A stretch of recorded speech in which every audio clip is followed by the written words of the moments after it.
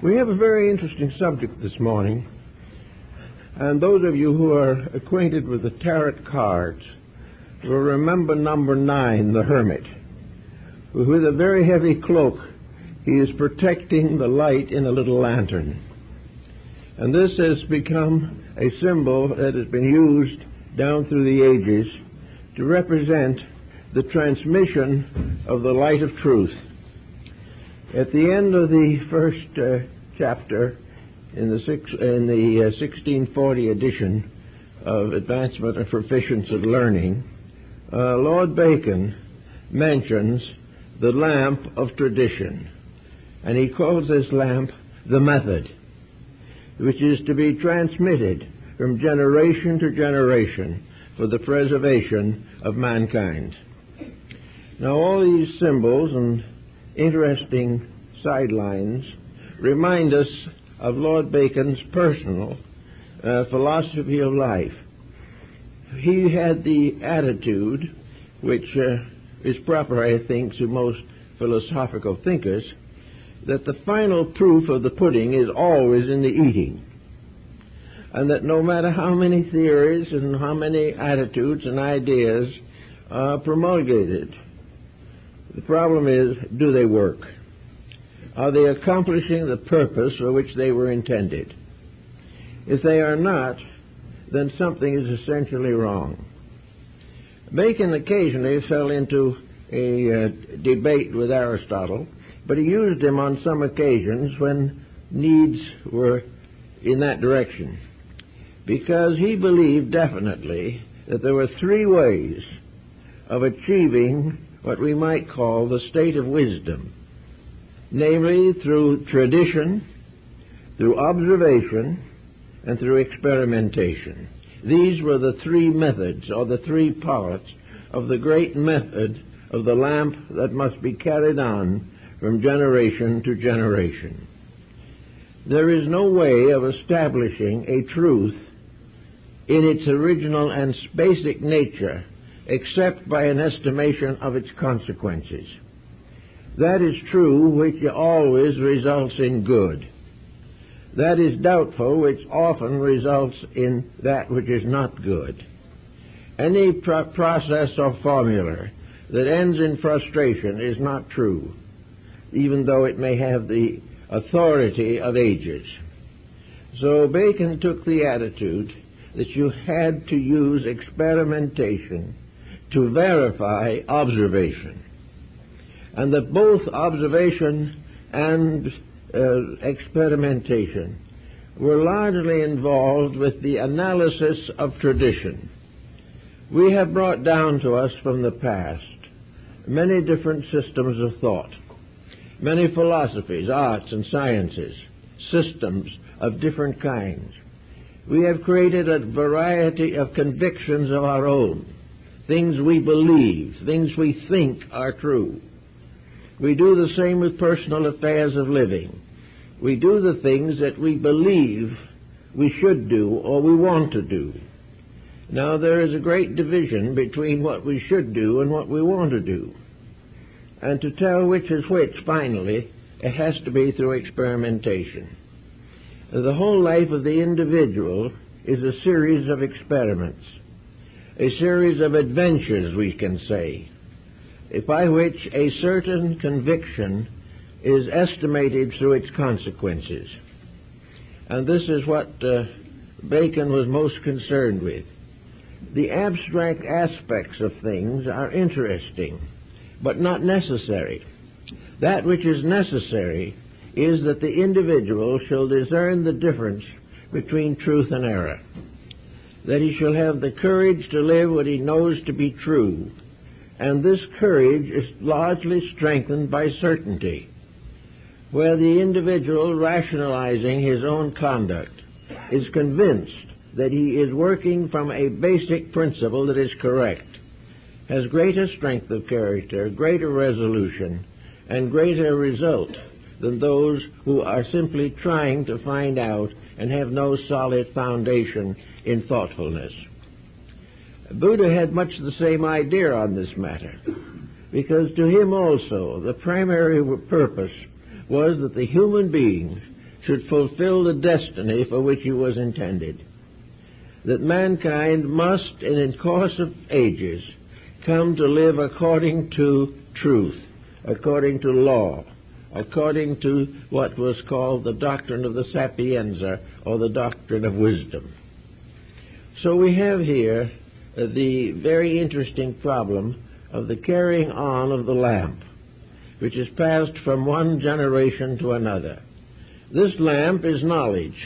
It is also the tremendous strength and power of tradition. We have all inherited many wonderful things from the past. And these different things give us all kinds of ideas if we use them correctly.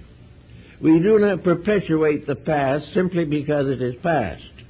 We do not venerate everything that has gone before. We may have to discard many aspects of knowledge which we have clung to. But in all cases, the past provides the experimentations, the observations, and the reflections upon which we must build. It is useless to say that any generation is a structure in itself with no reference to past or future. All forms of life and knowledge are a stream flowing down through ages of human experimentation. Now, somewhere in the very remote past, for instance, the Phoenicians invented money. Now, that was a major invention. Up to that time, people had to carry the products and barter them. If you wanted a cow, you had to take the cow home and give something in exchange for it, maybe a couple of sheep. Well, this was really rather tedious, especially as the interests of life broadened. So a barter system was established. And the barter system was intended, from all ancient accounts, from the beginning of time, for one purpose only: to simplify exchange. It was to enable the individual to accomplish certain transactions without unwieldy or impossible circumstances. There was never a time in the beginning of the matter when the creation of currency was intended to be the basis of profit in itself. In other words, antiquity did not have the idea, certainly in Sparta there was no such an idea, that money was business in itself. It was a medium of exchange. And as gradually time went on, this medium of exchange, which was necessary, has proven not to be a convenience, but a tremendous inconvenience. It has gradually resulted in the perversion of most human activities. Until today, we are hopelessly enslaved in what is called the profit system. This was not the intention, but a convenience has become a monster. Now, if going down through the ages, we became aware of this. By the 20th century, the present century, we would have done something about it. We would have corrected the mistake because we would have seen the tragedy all the way down through history, all the way down through human experience, and spread out before us in contemporary affairs. But we do nothing about it. Here is a lesson to be learned, and great reluctance on the part of humanity to learn the lesson. We want to keep the problem as it is. The only thing we want to do is to take the unpleasantness out of it. We want to be able to have what we want without causing consequences that are tragic. But Bacon's point of view on this would be very definite. If you'll find, through the conservative estimates of all peoples, that a certain procedure is dangerous, then you correct it. If you do not correct it, you are not wise, nor strong enough, nor righteous enough to do anything about it. So all kinds of things come along: language, art, music, literature, philosophy, statesmanship, medicine, in which we have received into this generation a great traditional wealth, a wealth by which we should be able to solve most human problems at the present time. But somewhere along the line, something happened in which this descent of knowledge has become more perilous than ignorance. In fact, it has become a highly specialized ignorance that could be fatal to the survival of the human race. Now, this is where we have to take a consideration of the lamp of wisdom. In other words, we have to rescue from this dilemma that we have put ourselves into through the consideration of the endowments of the past, the values of the past, and the experiences through which we have gone for thousands of years. Failure to do this becomes defeat, and defeat in our time is perilous. Now, some will say, and have tried to say, that this is a different generation, that we can do now successfully things that we would have considered bad a few years ago. But Bacon was concerned with the terms good and bad very basically. Anything which in its consequence is not good is bad. Anything by means of which the problems of humanity are complicated, made more dangerous, is not good. Science, for example, has finally handed us nuclear physics. This is not good. All the experimentation, all the tossing about of honors, all the discussion of the great progress we make, all these terms are meaningless if the end product of a certain system or stream of tradition is misery, danger, and cause for continuing anxiety. We have also gradually come, as Bacon points out, to a place where decisions have to be made. What are we here to do? Why are we here in the first place? Is there any reason for us? Or are we simply one of those biological phenomena that exist in nature? Or is there such a thing as a biological experiment in nature? Is everything intended? Is everything lawful, reasonable, organized, and inevitable? Then we are making serious mistakes. Out of the past, as Bacon also pointed out, we have one tremendously valuable heritage, and that is religion. Religion is a science or an art of right and wrong. It is that which tells us what we should do and what we should not do. Now, this religious descent, however, has gradually become complicated. A great deal is included in religion today that is not religious. A great deal is included in theology which has no foundation in basic theological concepts.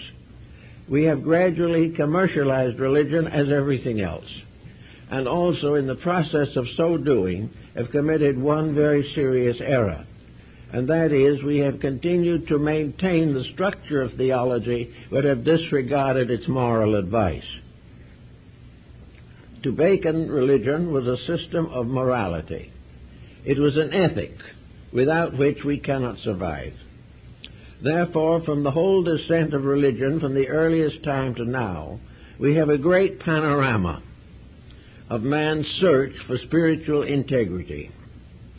We know what has gone before. We know the mistakes that have been made. We recognize the revelations and the revolutions that have arisen in religion. And we say to ourselves, religion is a science for human perfection. Why then is it constantly involved in bickering and in many instances violent crime? Why do we commit crimes in the name of religion? Why do we destroy in the name of truth? Why do we deform in the name of beauty? All these things add up to a matter of consideration. And that most of our consideration at the moment deals with that part of our own nature with which we are dominated. The human being, the average person, is moved by certain pressures within himself. These pressures are not very strong when he comes into the world, but as he's here longer, the pressures increase within himself and are pressed against him from outside sources of one kind and another. So that gradually what we call education today fits the individual to perpetuate the miseries and misfortunes of the ages. He is taught to do what everyone has done, but he has not been shown that everyone who did it failed. This has been one of the great problems. The belief that many people still gloriously maintain that they are going to be exceptions. Other people are punished for their mistakes, but we won't be. There is a certain interior absoluteness in our own nature which gets in the way of our integrity time and time again. But if we become more thoughtful, if we decide to make what Plotinus called philosophy our journey, then we begin to study these different factors to find out what we are doing to ourselves or for ourselves, and making such decisions as seem advisable. I think one of the most important things that we have to realize, and which may be slowly appearing to us, is that we are not improved by acceptance or rejections alone. We can accept the Bible, but this does not make us religious. It simply provides us with a textbook by which many generations have been benefited, and which also has been used in many cases to harm and injure believers and unbelievers. But we are not good because we accept it. We are not Christians because we are baptized. We are not Buddhists because we live in Asia. These things are secondary and tertiary factors. The main problem, as Bacon points out, is the life of wisdom is not to be perfected by reading good books. It is not by being an Aristotelian or a follower of Nietzsche or Schopenhauer that we become wise. All these systems do not do anything for us unless they are taken into consciousness and used to change conduct. In other words, religion is a matter of conduct. It is a matter of relationships. And we find in time and time again that the religious person does not realize that there is any inconsistency in claiming to be deeply spiritual and at the same time living a life largely based upon selfishness and exploitation. We believe in Christianity, but we lose our tempers. We do not love our neighbors. We do not do good to those who despitefully use us. We are not serving truth or principles. We are belonging to something, but we are not of it. And one of the reasons for this is that religions have not failed man nearly as much as man has failed religions. But here again, we come to the philosophical life as it is expounded by Bacon. The philosophic method is not something that can be merely educated into existence. The individual can go to the university, major in philosophy, take up Baconian studies, and become proficient in all of the phases of the Baconian method, and still will not be a son of wisdom. He will not be a person whose life has changed materially and basically so far as morality and ethics are concerned. So we find individuals practicing professions and exploiting these professions and still regarding this exploitation as perfectly right and normal. Or, if there is a small qualm of conscience somewhere, it may not be right, but it is inevitable, and unless you do it, you will be a failure. So the problem of trying to reform society and build it into a better pattern depends upon the human being's personal acceptance of the responsibility of right conduct. There is no possible way that political conditions, psychological factors can be adjusted correctly unless integrity rules the relationships of people. They must be right motivated. And selfishness is never basically a right motivation. Now, scientifically speaking, we accept Bacon as one of the founders of science. And what is science? Science is presumably an exact methodology. It is a system of conduct or belief that is based upon constant experimentation and a continual observation of the facts of life. Well, selfishness is not without its obvious evidences. We have a problem, for instance, of integrities. Selfishness has gone on uncorrected from the beginning of time. Now, if we want to find out how to adjust this or change this, we have to recognize selfishness as a scientific problem that must be solved. The individual must learn that selfishness is detrimental. He must learn it more quickly and better, perhaps, than he needs to understand the rotation of planets. He needs much more to the major variations and improvements in personal conduct than he requires a study of the holes in space. It is not those holes out there that are giving us the big trouble. It's the holes between our own ears that are getting into most of the problems that we suffer from. And yet, science will not accept morality as scientific. This is the important point. It can be proven just as completely as the law of gravity. But because the proof is rationalizing rather than merely physical phenomena, it is not accepted. And yet we can prove scientifically what causes the troubles we're in.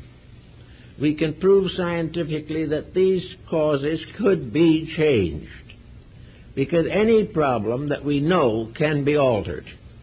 It is ignorance or complete lack of knowledge that makes a problem difficult of solution. But we all know what is wrong. We've known it for a long time.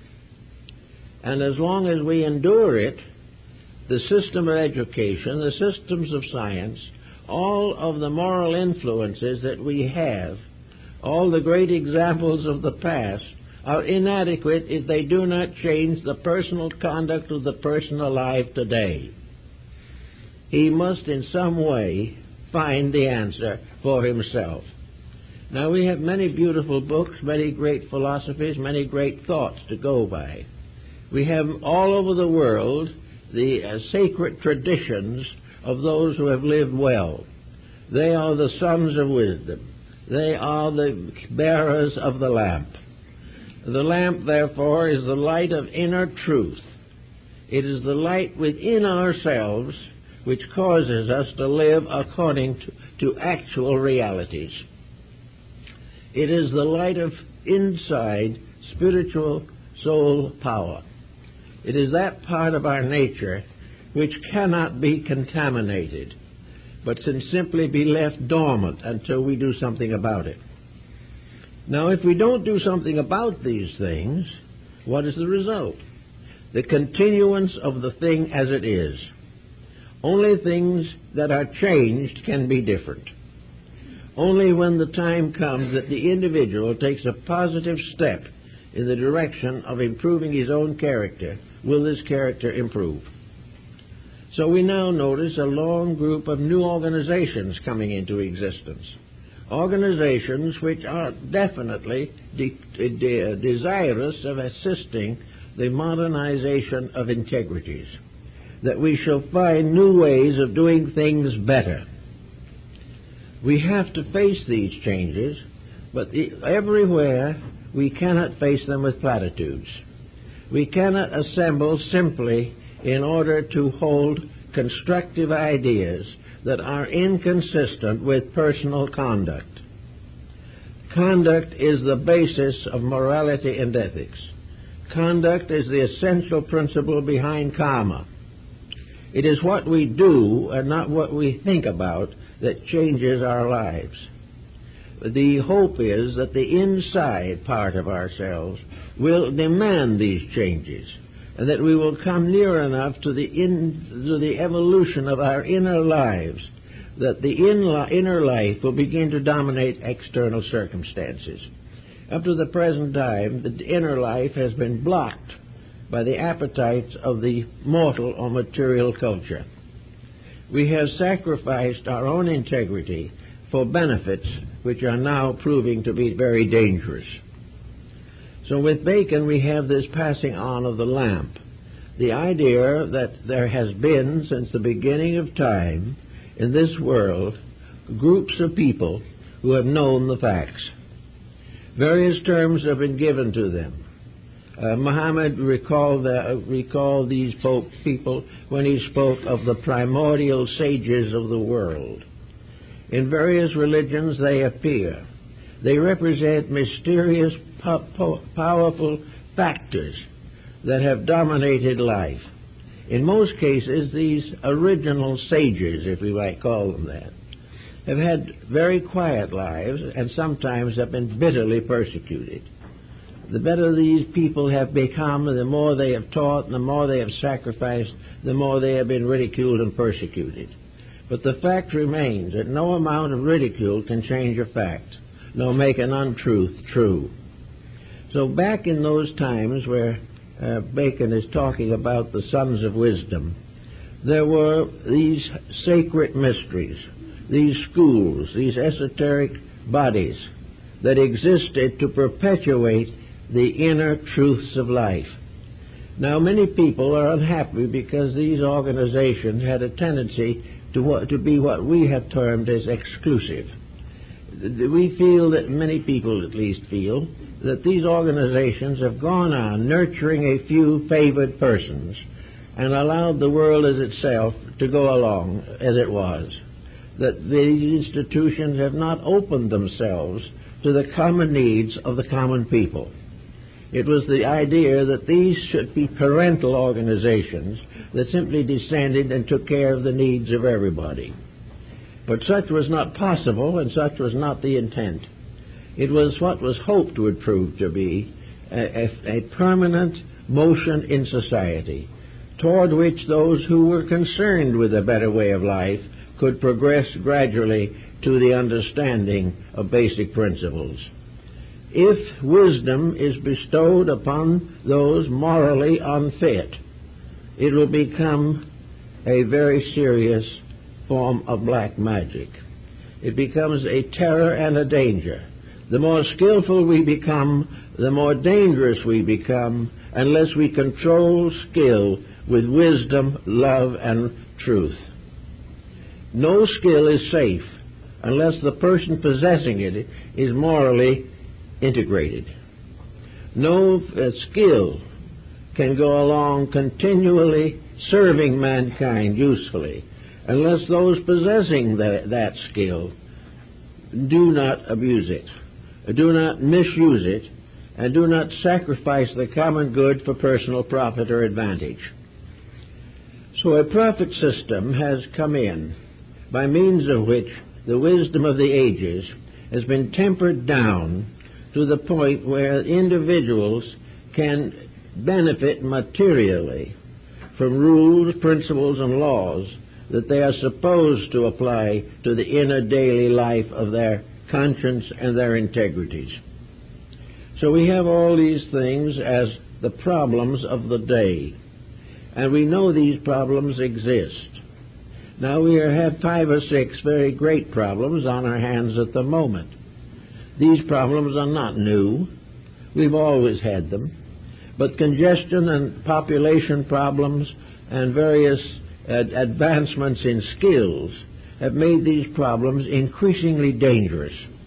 Until today, nearly every phase of our lives has been exploited.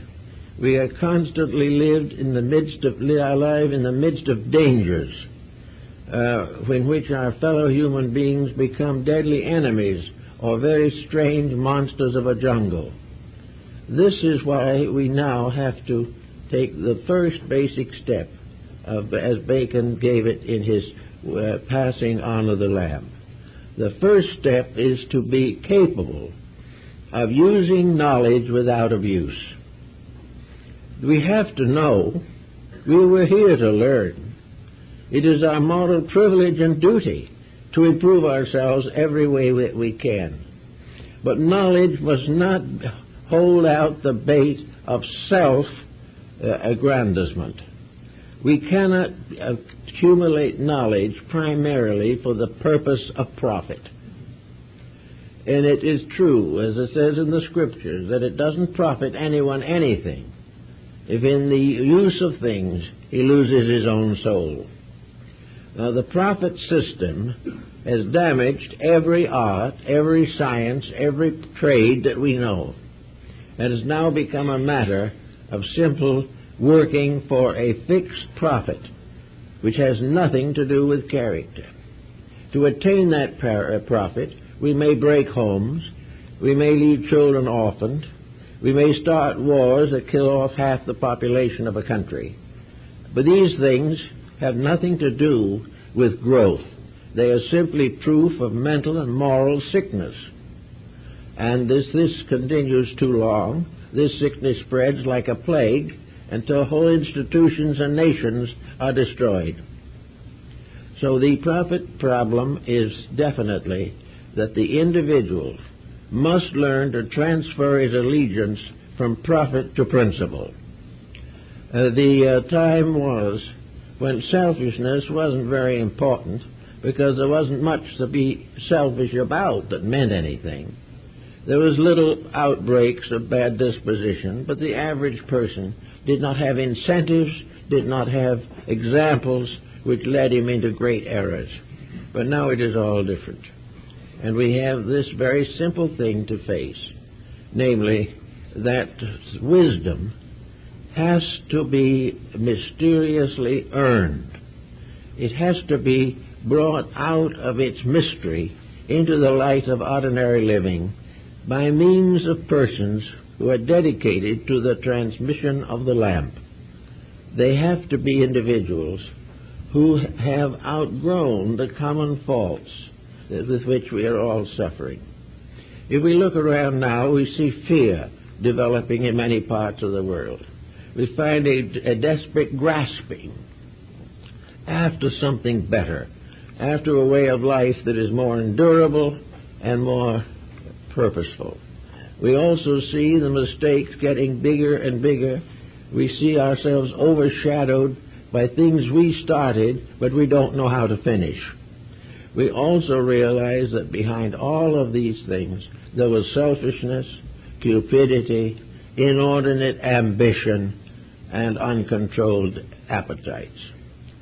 Well, a human being has to grow up, and the time is coming when if he doesn't grow of his own accord, growth will be thrust upon him by disaster. This is not good to think about, but it is also true that the individual who is right also has a strange and wonderful protection. There's no exaggeration in the biblical concept that many may perish on one side and many on the other, but the just person shall not be moved. And we are beginning to realize that there is a strange kind of internal justice. And at the moment, many groups and individuals all over the world are reaching out to find the formula for this justice, to find out what it is that can bring the individual out of the dilemma and at the same time give him the incentives to a better way of life. This thought is also carried on by Bacon when he turns from the lamp to the New Atlantis. The New Atlantis is a symbol of a commonwealth based much upon More, Andre, and many others, but a symbol of a world properly governed, a world in which there will always be room for everyone, where overpopulation will not exist, where crime will be reduced to a minimum, and where an individual will be honored for his integrities rather than his possessions. Also, we find constant temptations, most of them arising from the profit concept. Nearly every major fault we have today has been exaggerated because it was financially advantageous to somebody. And gradually, finances have taken over. And I remember the fable that finds in Stanley's History of Philosophy, where someone was talking with a philosopher, and he said, why is it that great wealthy people feed the hungry and the poor and the sick, but never do anything to help the wise? And Plato replied, it's very simple. They are all afraid they may be sick and hungry someday themselves, but they are not afraid that they will be wise. And this is more or less the problem that we have. Today we have everything necessary except the proper motives and the proper incentives. We have a religion that teaches the brotherhood of human beings and very little brotherhood. We have a religion that teaches us to love God and serve our fellow man. In both cases, the practice is inadequate.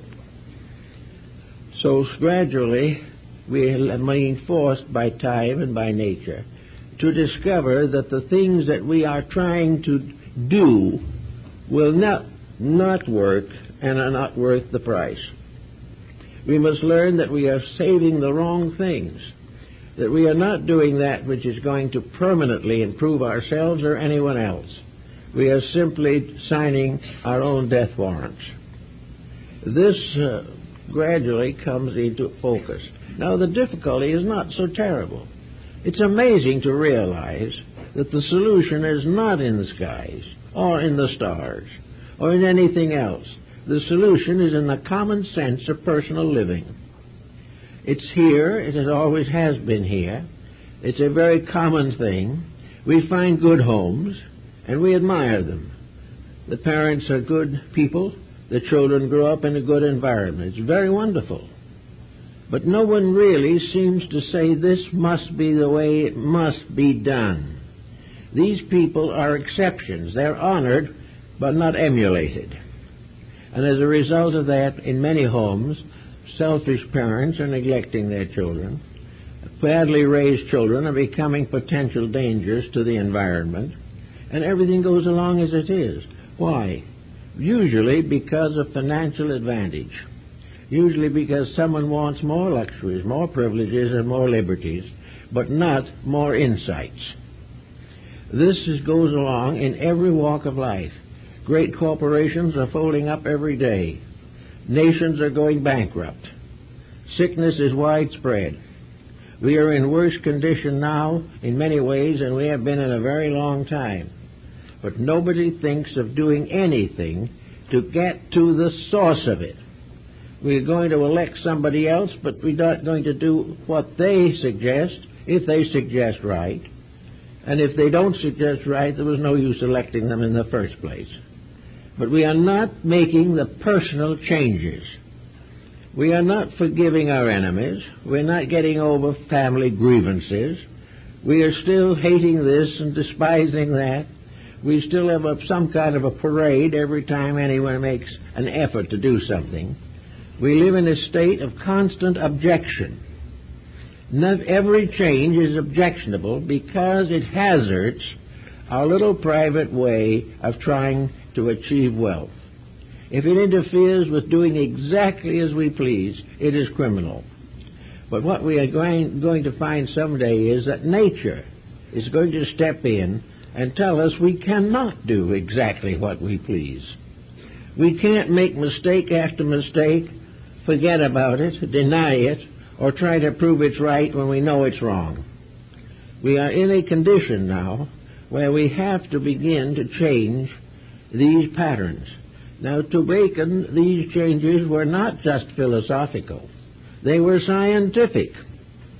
The changes that we must make are just as real as the law of gravity. They're just as factual as any physical scientific institution can produce. They are facts that are proven to us in the great laboratory of the world. the laboratory that has been carrying on its experiments for more than 10,000 years of recorded history. The great laboratory is the world, and the proof of what is being done is the result it has upon the world. And the world now being in poor condition is a proof that the method is not correct. So Bacon decided and definitely made possible a realization of the method by means of which we can solve our problems. The method is very simple. Do not do that which is hurtful to anything. Do not live for your own personal profit alone. Do not live for your own satisfaction alone. We have now a series of problems. Narcotics, alcohol to be two, and they are two powerful ones. And yet many of the people that are suffering from these ailments do not want to change. They have the inalienable right to destroy themselves if they want to. Now, this is something that cannot necessarily be equated in terms of law, order, imprisonment, judgment, and these things. The problems are definitely that the human being has an inalienable right, he feels, to do as he pleases. And he has not yet learned that if he does what he pleases without correcting his mistakes, he is going to end in absolute abject misery. So it becomes time to look into the causes of the thing. And Bacon found out a long time ago that the cause of the whole thing is something inside of the human being, which we call egoism or egotism. It is the irresistible desire to do exactly what we please. That when we want to hate, we will hate. When we want to fight, we will fight. And when someone else sells us a deal of fighting because they want to take over a country, we will help them do it. These things are part of an uncontrollable determination to make the mistakes we want to make. I know I've worked with a good many alcoholics along the way, and most of them have come to the point where to have a drink is more important than to live. And they are perfectly willing to die, usually with delirium tremens or some other unpleasant symptoms, rather than change. And in the narcotics problems today, we find that the cocaine, for example, that those who use it say that while they have a high, they are 10 feet high. They rule the world. They can do everything.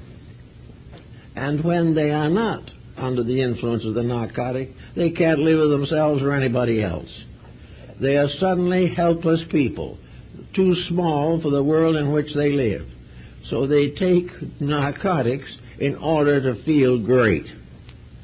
Well, it would also seem as though this is pretty obvious, that something is basically wrong. Now, we have many people who are trying to do something about it, but they've run against another problem, namely that narcotics are profitable, and profit is the final determination. If it is a cause of wealth for someone, there is always someone who wants to make that wealth, even if it's over the bodies of the dead he has killed. So this is the funny place, a sad place, the tragic place where we are now. Yet in the presence of this, we have more assets than any time in the history of the world. We have tremendous potentials. There's hardly anything that needs doing that we can't do. The only difficulty is we just don't want to interfere with the smug little way we have to live. The individual is afraid of losing its job. If the present condition goes along as it is now, everyone will lose their job. Nature is trying to tell us something. Nature is a very patient parent. It is seeking desperately to make us realize that this world, this universe, is ruled by law and order. that the laws of nature cannot be violated by man with impunity. That when we go against nature, we go against survival. And that there is no amount of bribery by means of which we can bribe natural law. And all efforts to change it for our own advantage without outgrowing our disadvantages, all such efforts are futile. Now we are coming to a point with nearly, probably now a little over 5 billion people here. 5 billion people, for the most part, frightened, confused, and in the midst of turmoil, war, plague, pestilence. Our little friend who took care of the African pygmies for a long time, a fine man, told me that the bubonic plague has broken out in Africa. Now, it probably won't go far, that's true. We have methods of curbing it. But here in the 20th century, we are seeing the ills arise that we fought desperately against in the 10th century. And we have not caused changes that add up to solution. We keep right on making the same mistake we made before. We are still frightened to death of the Turk and the comet and the plague, exactly in that order. Now we're afraid of planets or stars that explode somewhere in the far vistas of space. We're afraid of everything because some way we realize we have built no security into ourselves or our world. So we have to do something, but we can just do most of the things we're doing now, and if we try hard and we work sincerely and we wish all well that we can, and we get together and try to make better laws and better rules, all these things are helpful. There's no question about it. But each individual who belongs to that type of hope must work on himself. He must not assume that any political system is going to make a good person bad or a bad person good. The individual has his virtues, his integrities, his values in himself from the moment he is born. In fact, he has brought them with him from previous embodiments. He is no longer unequipped. He has the resources. He has exactly what is necessary to him. And he also has the power to control himself if he wants to. The excesses of the day are habit forming. We are doing the things that we think are the most comfortable because we like to assume that if we keep on going, we will finally achieve the peace and the security we want to receive. But the whole problem is very, very shaky. We must realize that the great struggle for wealth that began long ago is still with us. Croesus was the ancient king who was supposed to have been the richest man who ever lived. And a philosopher, who probably didn't have much more than the coat he was wearing, was talking with this king one day, and Croesus pointed out to him all the wealth of gold and jewels and precious things in his treasuries. And the philosopher looked at him for a moment and said, "Yes, you have all these things, but a man with better iron can take them all away from you." And this is what we've been doing, trying to get better iron, trying to fight these things this way, trying to take over somebody else's wealth or try to hold on to our own.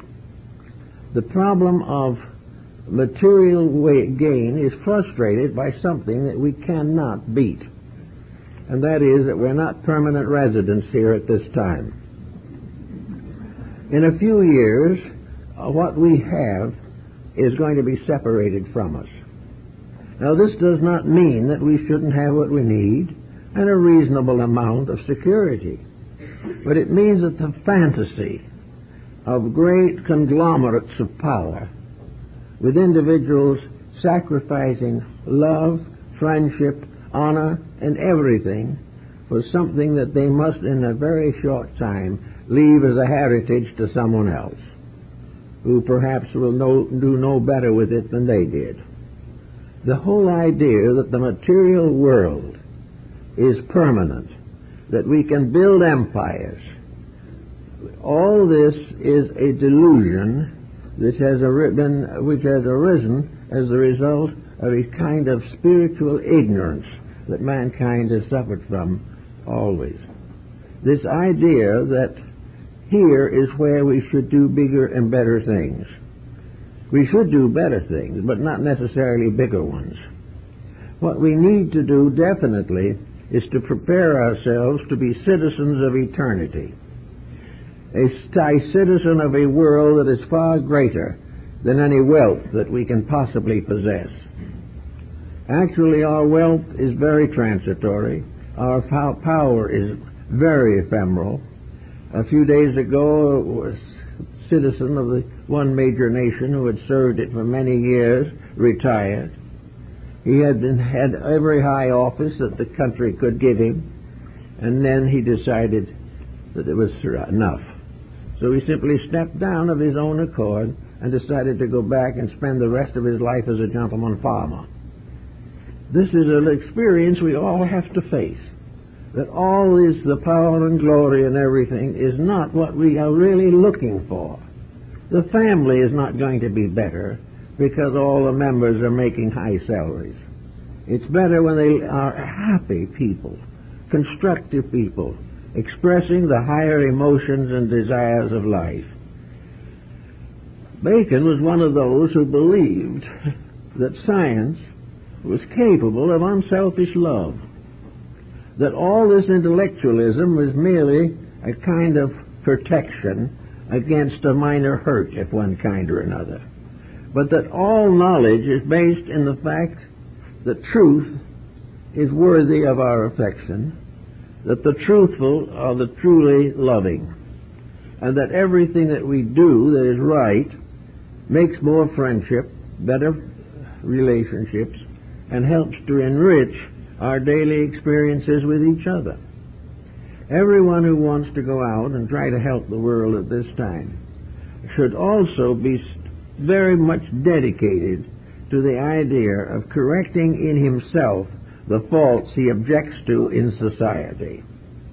If he thinks too many people are selfish, then he had best look himself over carefully to make sure that he isn't, because in many cases he will find that he has more selfishness than he realizes. But of course he kind of gets over it himself. He has a kind of selfishness that has a beautiful quality about it, whereas other people's selfishness is not nearly so beautiful. So selfishness is justifiable in the person who thinks he is doing well, but it is not. Here we have now organizations springing up everywhere of people who want to get back to facts and who realize that unless we do something, we're not going to get back to facts. And the effort to grow is wonderful, but it should definitely have two objectives. One, to help the world to grow, and the other, to make sure that we grow. Now, growth in this case has no relationship to bodily or material advantages. Growth is not to have more. It is to be more as a living being. Growth is to have a greater insight, a greater internal resolution, a broader and deeper vision of the purpose of things. And without this inner maturing, the exterior has no defense.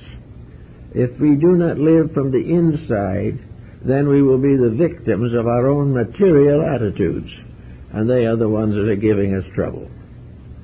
So I think we should realize that whenever we join movements, whenever we unite our efforts in some religious dedication, that the moment we dedicate our lives to any improvement, we must start improving ourselves. That we must be worthy of greater insight, that we must be worthy of a source within ourselves of insights and integrities. Now, as we change ourselves, a miracle occurs.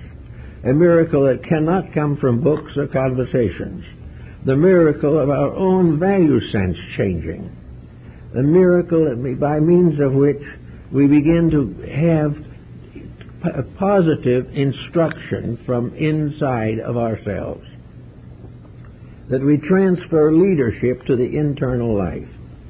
And this means we give it to the eternal part of our own beings. We turn the leadership of our daily conduct over to our ideals and our integrities, rather than trying to adjust these ideals to the temporal excesses of those around us. So with the correction of our own mistakes, a broader, deeper foundation for integrities gradually builds within us. It does not become so necessary for us to depend upon outside things. It becomes more and more possible for the individual to have the light of his lantern inside of himself. In the ninth card of the tarot deck, the hermit carries the lantern under the folds of his robe. And the lantern is not an open light. It is not a candle. It is a lantern, because the light must be protected. If the light is not protected, the winds of change and circumstances can blow it out. And it is very important, therefore, that the light of truth within ourselves be protected against those factors by means of which it could be extinguished.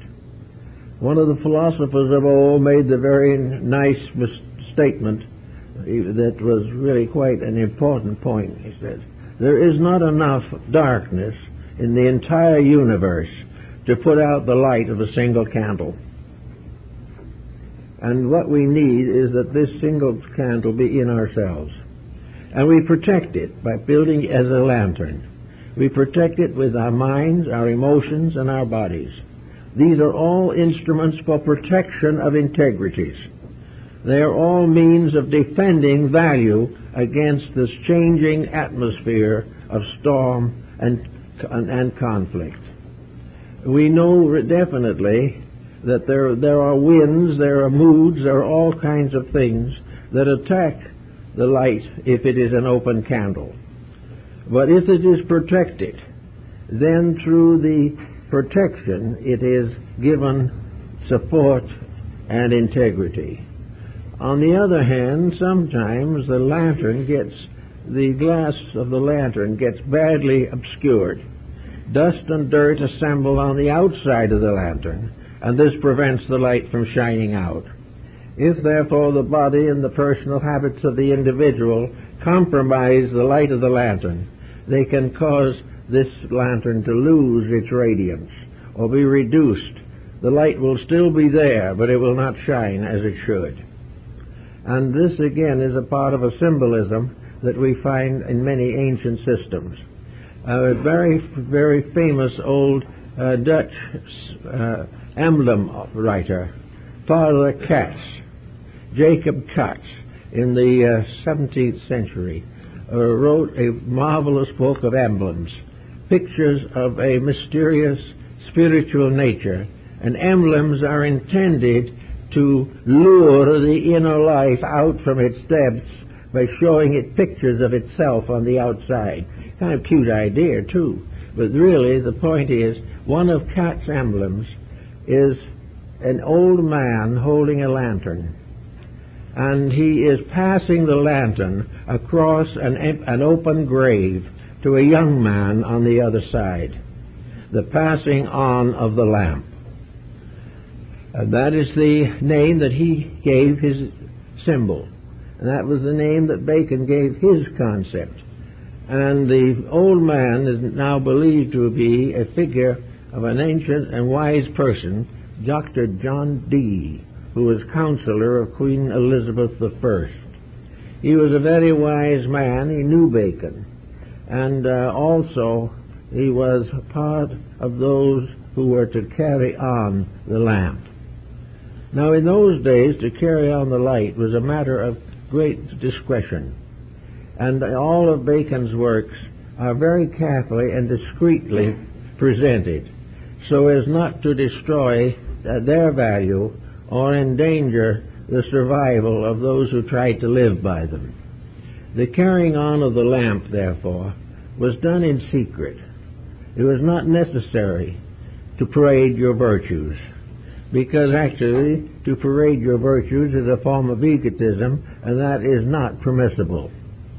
The point is that the improvement of the individual does not necessarily endanger his social position. The improvement of the person is not something that is going to cause him to be strange or weird or difficult. The only thing that gets that type of a reputation is when he talks too much and says the wrong things. Then he can make all kinds of enemies or be regarded as lacking in mental security. But the individual who grows quietly, becomes a little better person every day, does not really need to be persecuted or need to fear it. He will not be persecuted, because in most cases when he starts to do nice things, he'll make new friends. People will like him better. And those who do not agree with him will never have the chance to disagree with him. He will live his life from within himself with a dedication, as though he was before the altar of his God and dedicating his life to the service of the truths which he holds sacred. Now it may be that his truth as he holds it sacred may not be absolute at the time he makes his dedication. He may dedicate himself to truths he believes in, which someday will not prove to be true, but they are the best he knows, the fullest and deepest and kindest of all his thoughts and of his intentions. So if he is not correct and he is honorable and dedicated, these things will correct themselves. Plato was a philosopher for most of his 80 years, and he was a great scholar. But in the last years of his life, he said there is only one advantage in philosophy, and that is that it builds a foundation under faith. Faith has to be supported in some way. Philosophy supports it from the outside, and internal growth supports it from the inside. And these two supports will protect it against all the problems of life. Actually, the thing we seek is a very simple thing. It is largely summed up in the term peace. What we want is true peace, not a peace which is an arbitration between battles, but a peace that is a full expression of our acceptance of life and our appreciation of all the good things that exist, and a quiet determination to grow every day. Peace is therefore tranquility in relationship to the parts of ourselves. Peace is something that we attain inwardly and which smooths the outer surfaces of things and makes them pleasant and kindly, and does not in hardly in any case that you can imagine complicate life. It simplifies it. And it simplifies it because this peace is not something you try to pass on to someone else. All you can do is help them to find it in themselves in their own way. But having found it, you set an example which will lure many others into an effort at self-improvement. So peace is the end of all of it, and peace is reunion of man with the divine source of himself. Peace is the final establishment of absolute harmony between the individual and the eternal source of his own existence. Peace must come, and we must all make peace with God.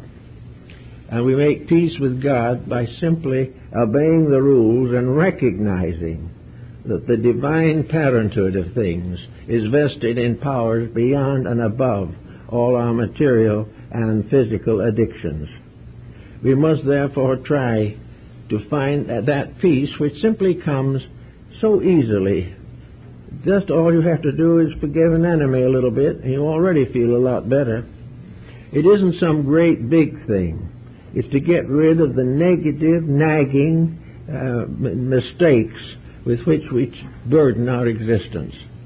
We get rid of the excitement of change. We get tired of condemning things.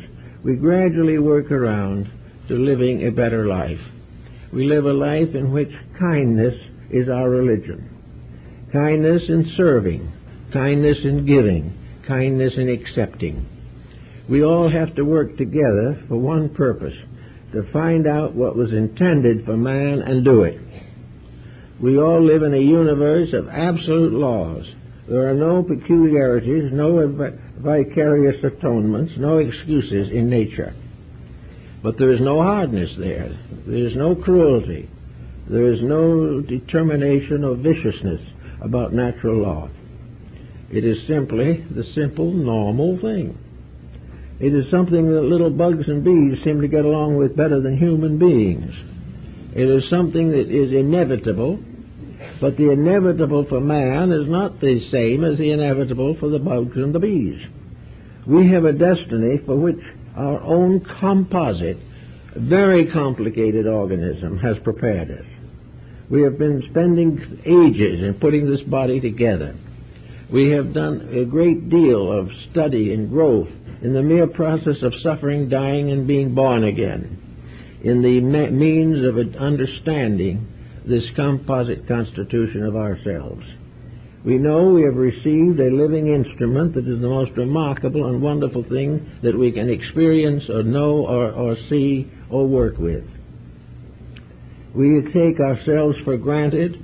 We do not realize the tremendous potential that has brought us to where we are now, which has made us the most extraordinary creatures that we know anywhere in our experience or study of life. We have a great background, but we need to put it together. We need to make the foreground bear witness to the real background, not to the wars and the panics and the plagues, but to the constant growth of powers within ourselves, the power to think, the power to love, the power to share, the power to believe, and the power to search through the mysterious substances of life to final union with God as the ultimate of all man's searching. And we are assured that the divine plan prepares us for this, that it is the intent, but that salvation, like every other good thing, has to be earned. And the earning of salvation is far more important than the earning of a few dollars on the stock exchange. The problem is the individual is now looking everywhere for new ways of trying to solve problems. And he must not forget that he must get over his own grievances. There must be no more prejudices. There must be no more antagonisms. There must be no more criticisms. And where problems are not right, it is not for us to stand and condemn them, but to do everything we possibly can to right them. Always, ever working constructively. And every constructive action is a contribution to the solution of the human need. We need to find also another thing that somehow gets away and has made a lot of the trouble we're in. And that is, we've got to get away from selfishness. Selfishness doesn't seem like a very big problem. Everybody's a little bit selfish, they tell me. It isn't that makes it so important. It is that selfishness permits us to exploit each other. Selfishness that permits even the parent to neglect the child. It permits the individual to neglect the normal duties of life. It enables him to go through life only thinking of his own advantages. Selfishness is probably the most common and the most simple of our own weaknesses, our own failings. Yet selfishness or self-centeredness becomes the basis of tyrannies that extend through war after war, generation after generation. Selfishness is something that is in every family. There's always something there. Selfishness is the competition in families. It is the competition in society. Self-interest has destroyed most of the world. And the development of a lack of self-interest, in which it goes to sleep in the common interest of the common good. When this happens, we will all be a great deal further along. So as we read new books that come out about how to solve some of these problems and how to work with them, we do recognize and revere and appreciate all the good things people do and try to do. And we applaud much those who have decided to try to lead others to a better way of life, that they are working to build a better brotherhood of man, finding ways to overcome war, overcome crime, take care of narcotics and juvenile delinquency, take care of poverty and race prejudice. All these things are under consideration, and rightly so. But with all these different things that we're trying to do, and in which we are uniting our efforts in so many gentle and kindly ways, let us never forget to work on ourselves, to make sure that any cause that we sponsor as desirable has already been made right in our own lives. That if we want more parents to take care of their children, let us be sure that we take care of ours. If we think that various prejudices are detrimental, let us be sure that we do not carry any of those prejudices in ourselves. And if we have any unreasonable ambitions, if we are willing to compromise principles for profit, or do not use what we have wisely, we should begin at the present time. People have different amounts and different ways and different conditions in which to labor. Those who have great means have to administer it wisely. The continued accumulation of wealth without use is a sin against life. Everything that we need to do and which we see is necessary, and we point to it and say, this must change. Let us also, for a moment at least, sit very quiet and say to ourselves, is there anything of this kind in our own lives? Are we telling the world to change something we haven't changed? Are we unable to actually live the things that we believe? In religion, we think we are religious, but religion is not theology. Theology makes us join a church.